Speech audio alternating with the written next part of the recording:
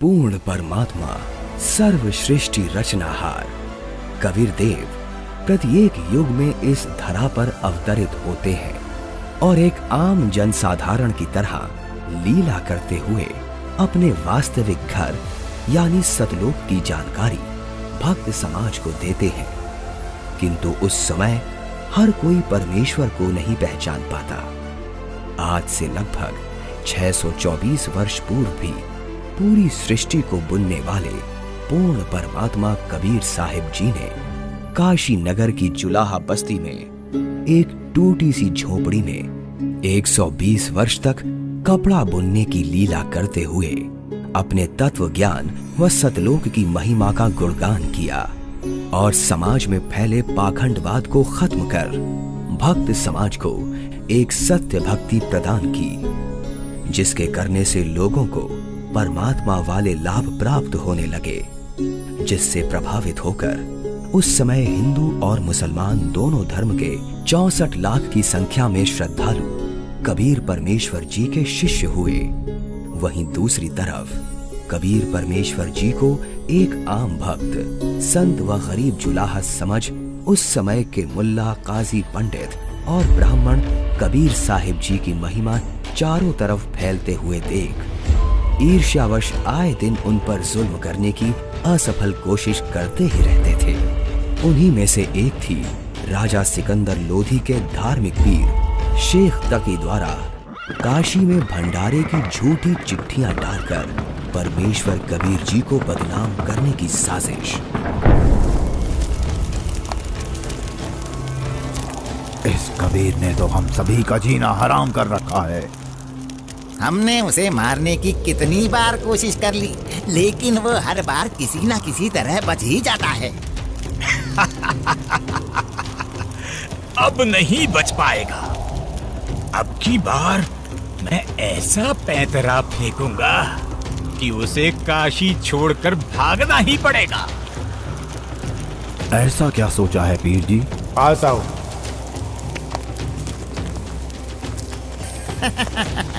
आपने भी क्या तरकीब सोची है? अब तो उस दुष्ट के लिए भारी मुसीबत आने वाली है। अगले ही दिन से एक पत्र भारतवर्ष के कोने कोने में सभी मठों, आश्रमों, मंदिरों में पहुंचने लगा।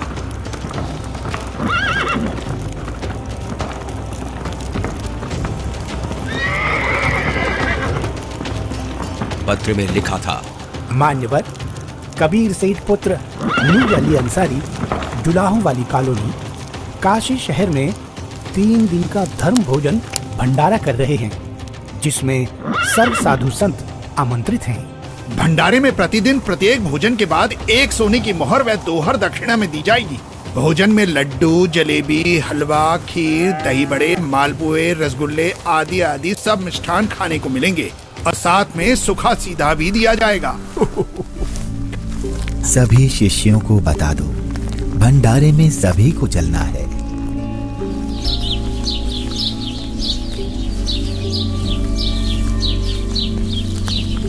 जगह जगह झूठी चिट्ठी के पहुंचते ही हर तरफ भंडारे की चर्चा होने लगी, जिसके बाद सोने की मोहर और दोहर के लालच में पूरे देश से लाखों की संख्या में लोग काशी में निश्चित दिन से पहले वाली रात्रि को ही पहुंचने लगे और देखते ही देखते पूरी काशी नगरी भंडारे में आए साधु संतों से भर जाती है। अरे भक्तों, आज इतनी भीड़ कैसे लगी है? तुम किस नींद में सोए हुए हो? तुम्हें पता नहीं, यहाँ काशी में कबीर नाम का सेठ 3 दिन का भंडारा कर रहे हैं, जिसमें प्रत्येक भोजन के साथ 1 सोने की मोहर व दोहर भी दी जाएगी। आपको कोई निमंत्रण पत्र मिला है?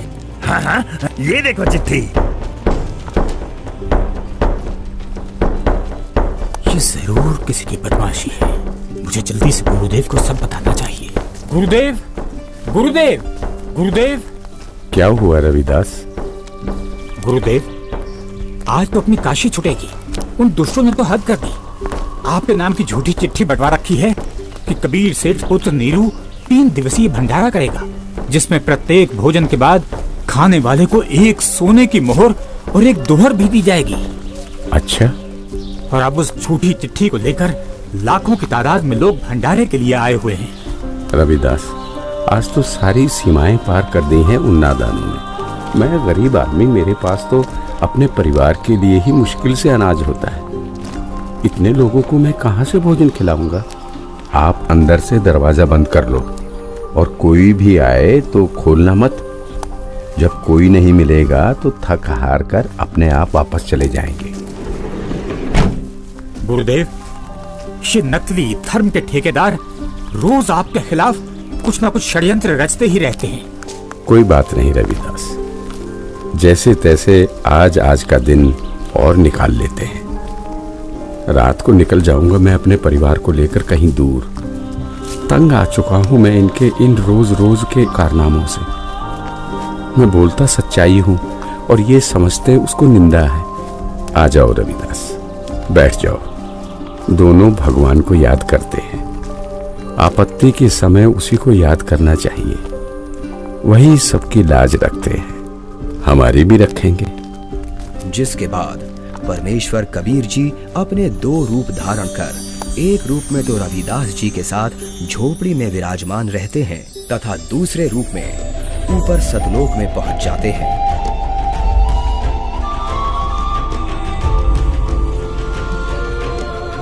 जहां असंख्यों बैल उनका इंतजार कर रहे होते हैं, जिनके ऊपर टंगे झोलों में भंडारे के लिए टेंट का सामान और पका पकाया भोजन, लड्डू, जलेबी, कचौड़ी, पकौड़ी सब लदा हुआ है।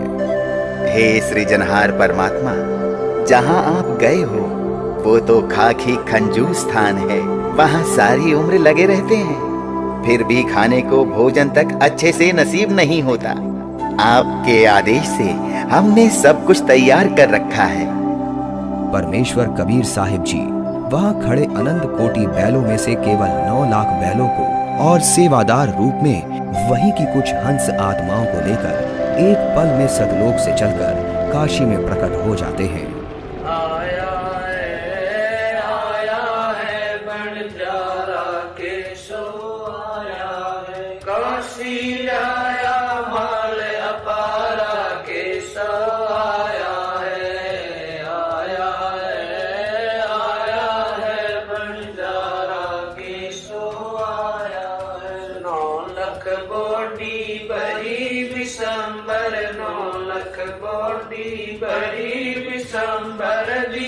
कबीर भंडारा के सो आया है, आया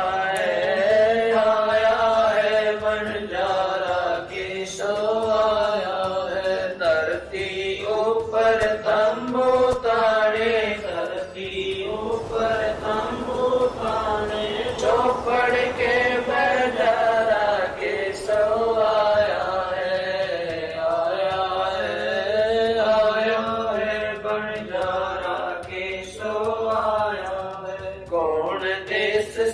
बालद आई, कौन देश से बालद आई, ना कहीं बंजाने वाला के सो आया है, आया है बंजारा के सो आया है। अपरम पार पार गत तेरी, अपरम पार पार गत तेरी, कित उतरे जलधारा के सो आया है, आया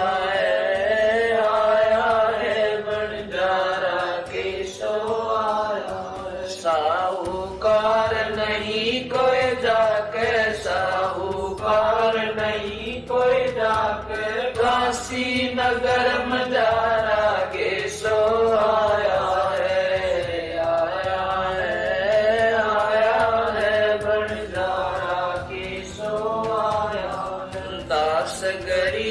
कलप से उतरे, दास गरीब कलप से उतरे, जिया पे अलख कर तारा के सो आया है, आया है बंजारा के सो आया है। दास गरीब कलप से उतरे, दास गरीब कल्प से उतर जिया पे अलग करता राकेशो आया है, आया है, आया है भंडारा केशो आया है।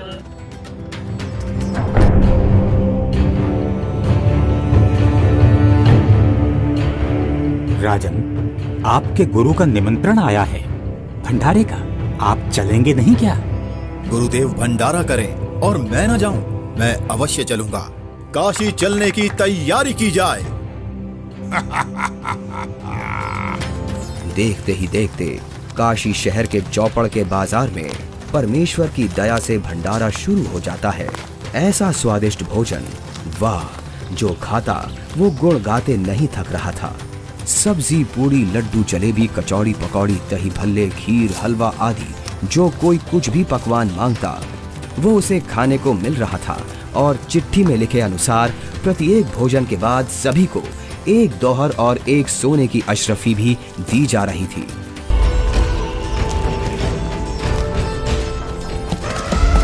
उधर से दिल्ली के बादशाह सिकंदर लोधी भी, जो परमेश्वर कबीर जी का शिष्य हो चुका था, अपने धार्मिक पीर शेख तकी के साथ भंडारे में पहुंच जाता है। अरे ये क्या हो रहा है? ये भंडारा कैसे चल रहा है?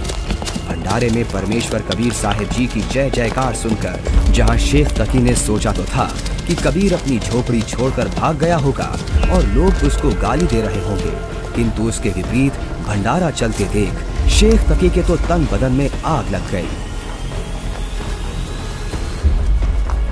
हे भक्तों, कबीर साहिब जी किधर हैं? कबीर साहिब जी का तो मालूम नहीं, किंतु उधर सफेद तंबू में एक व्यक्ति बैठा है, वही भंडारे की सारी व्यवस्था किए हुए है।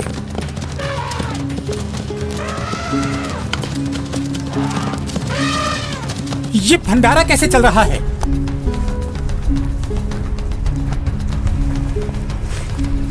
कौन है आप और कबीर जी से क्या नाता है आपका? मैं एक बंजारा हूँ और कबीर जी मेरे पगड़ी बदल मित्र हैं। उनका संदेश मेरे पास गया था कि एक छोटा सा भंडारा करना है, थोड़ा सामान लेते आइएगा। और भंडारा चल रहा है। 18 लाख आदमी भोजन कर रहे हैं, ये इसे छोटा सा भंडारा कह रहा है। कबीर जी कहाँ हैं? वो क्यों नहीं आए? हे राजन, उनका दास जो बैठा है, उनको तकलीफ उठाने की क्या आवश्यकता? आप भोजन ग्रहण कीजिए। नहीं नहीं, भोजन भंडारा तो मैं गुरुदेव के दर्शनों परांत ही करूंगा।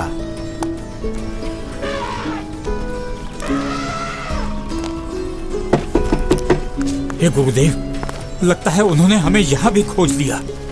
भीड़ शायद घर पूछते पूछते यहाँ तक पहुँच गई है। कोई बात नहीं, आप दरवाजा मत खोलना, कुछ देर बाद अपने आप चले जाएंगे। दरवाजा खोलिए परवरदिगार, दिल्ली से आपका दास सिकंदर आया है। राजन, हम दरवाजा नहीं खोलेंगे। इन लोगों ने तो आज सभी हदें पार कर दी हैं। मेरे नाम से झूठी चिट्ठी डाल रखी है। मैं कैसे निकलूं बाहर? इस बनारस में कोई सेठ भी मेरा ऐसा जानकार नहीं है जो मुझे पैसे उधार दे दे। मैं तो बड़ी मुश्किल से ताना बुनकर अपने परिवार का पालन करता हूँ। इन लोगों ने मेरा जीना मुश्किल कर दिया है। बस आज रात होने का इंतजार है राजन। रात होते ही मैं अपने परिवार को लेकर कहीं दूर चला जाऊंगा। है परवरदिगार, आप मुझे नहीं बहका सकते। आप ही अल्लाह अकबर हो। आपने देखो वहाँ क्या रंग लगा रखे हैं।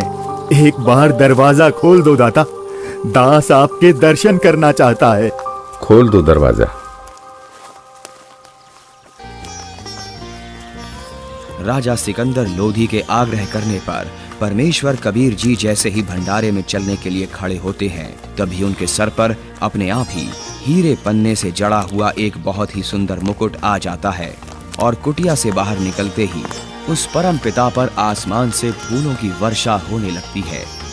रविदास जी, आज ये सेवा मुझ दास को दे दीजिए।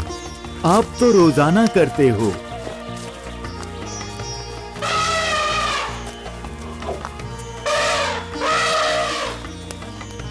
इनमें से कबीर जी कौन है? जिस पर बादशाह सिकंदर लोदी चवर कर रहे हैं वही कबीर हैं।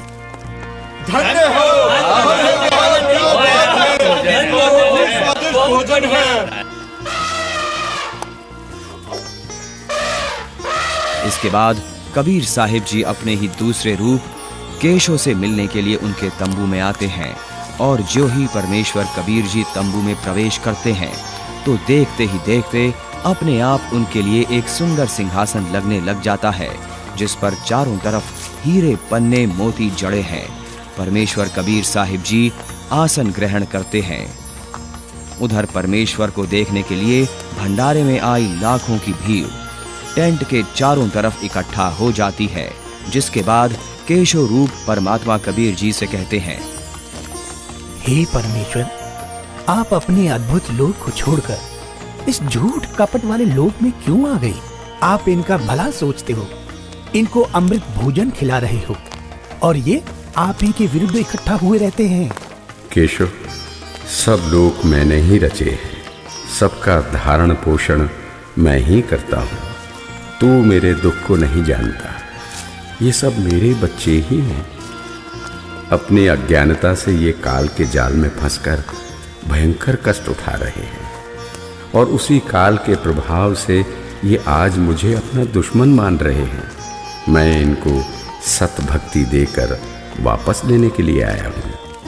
परमेश्वर जी, आप हंस लोक को छोड़ इस जीव लोक में आए, जिनका हाड़, चाम और रक्त का बना शरीर है, जिसमें विष्ठा भरी पड़ी है। आप इनसे कैसे भक्ति कराओगे? केशव, भैंस या गाय आदि को बच्चा होने से पहले उसमें सिर्फ हाड़ चाम होता है, दूध नहीं होता। और जब बच्चा हो जाता है तो उसी हाड़ चाम के शरीर से दूध की बाल्टी भी भर जाती है। ठीक इसी प्रकार मैं इनमें भक्ति प्रवेश करूंगा और उस भक्ति से इस हाड़ चाम के शरीर में ही इनको सतलोक प्राप्ति होगी। हे परमेश्वर, ऐसे लोक में जहाँ जमीन पर पांव रखते ही दंड लगता है, ऐसे गंदे लोक में आपकी रहनी पर मैं बलिहारी हूँ। वही शेख तकी की चाल उसी पर उल्टी पड़ गई। उसने लोगों को इकट्ठा तो इसलिए किया था कि कबीर किसी को भोजन करा नहीं पाएगा और लोग उसको गालियां देंगे, लेकिन कबीर जी ने उन इकट्ठा हुए लाखों भक्तों को 3 दिन तक मोहन भोजन भी खिलाया और सोने की मोहर व दोहर देकर सत्संग से उनका अज्ञान अंधेरा भी हटाया। फिर भी ये सब शेख तकी से देखा नहीं गया। उसके अंदर जलती ईर्ष्या की आग इतने महान समागम में भी कमी ही ढूंढ रही थी और इसी आग में शेख तकी मुंह बनाकर सिकंदर लोधी से कहने लगा, चलो राजन, इसने क्या भंडारा किया है? बहुत अच्छा सा किया है। ऐसे ऐसे तो हम 100 भंडारे कर देंगे। शेख तकी ने जब इतना कहा ही था कि बोलते बोलते उसका मुंह टेढ़ा का टेढ़ा ही रह गया और वो गूंगा बहरा भी हो गया। उसने कुल 52 बार कबीर साहिब जी पर जुल्म किए, परंतु ये उसके जीवन की आखिरी बकवाद थी जो उसने कबीर परमेश्वर जी के साथ की। 3 दिन तक समागम चला। तीसरे दिन सेवकों ने बचा हुआ सामान व टेंट आदि बैलों पर लाद दिया और चल पड़े।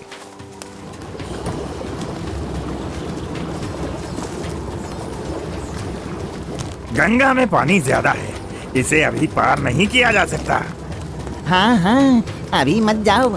बंजारे और बैल जैसे ही गंगा के किनारे पहुंचे तो गंगा का पानी एकदम कम हो जाता है और फिर सारे बैल निकल जाते हैं, जिसके बाद गंगा का पानी फिर से ओवरफ्लो होकर बहने लगता है, जिसे देख वहां खड़ी भीड़ आश्चर्यचकित रह जाती है। जाइए केशव, कहीं आपके बंजारे दूर ना निकल जाएं।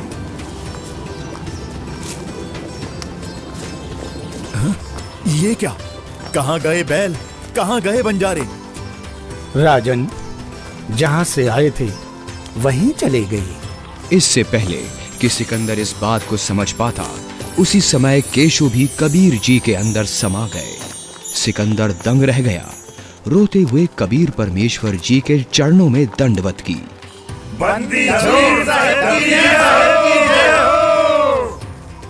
इस प्रकार परमेश्वर कबीर साहिब जी ने उन दुष्टों की इस साजिश को भी नाकाम करते हुए यह लीला की और भक्त समाज के सामने एक उदाहरण पेश किया कि चाहे कोई गरीब हो या अमीर, भगवान की भक्ति हर इंसान कर सकता है।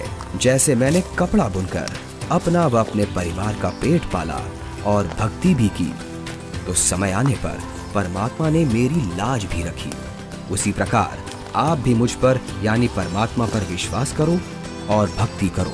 फिर देखना, जब कभी भी आपको मेरी आवश्यकता होगी तो मैं आगे खड़ा मिलूंगा।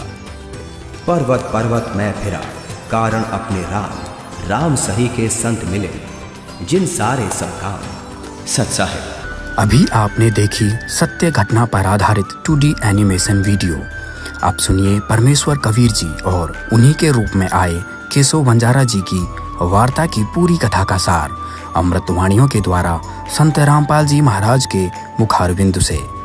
चौपड़ के बाजार फिर कर आए के सो पास, गरीबदास कुर्बान गति क्या क्या कहूँ विलास।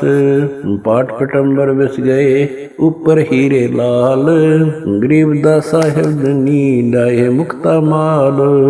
केसो और कबीर का तंबू माई मिलाप, गरीबदास 8 पैर लग गोष्ठी निजगर गाप। केसो कहत कबीर से पूछत बाता बीन, गरीबदास क्यों उतरे ऐसे मुल्क मलीन। 100 योजन पर लगत है या दुनिया की गंद, गरीबदास के सो कहे आड़ चाम का फंद। सुन कबीर सुर वेद हूँ के सो कष्ट करंत, गरीबदास गंदे मनुष्य मेला आन भरंत। बिष्टा जिन के देह में मगन फिरे दिन रात, गरीबदास के सो कहे जिन सिर यम की घात। सुन कबीर मन भावने तुम्हारी बात अगाध, गरीबदास के सो कहे तुमसे तुम ही साध। धन कबीर कुर्बान जा ऐसी रहनी तुम्हार, गरीबदास के सो कहे छोड़िए गंदा संसार। नरक भरे तिस उदर है रुदर भरी सब देह, गरीबदास के सो कहे या मनुष्य मुखे है। राम नाम कैसे भोर नरक नगीन शरीर, गरीबदास के सो कहे विलंबे कहाँ कबीर। दम बिन दे ही सही नहीं जमी आसमान, गरीबदास के सो कहे जहाँ रहन स्थान। हीरे पीले मोती जहाँ हीरे बदन सफेद, गरीबदास के सो कहे सुनो देश का भेद।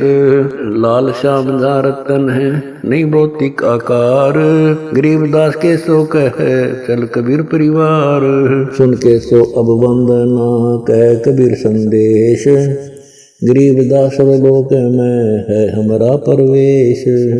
आड़ चाम की देई में दूध रतन सरवंत, गरीबदास घट पिंड में ऐसे है भगवंत।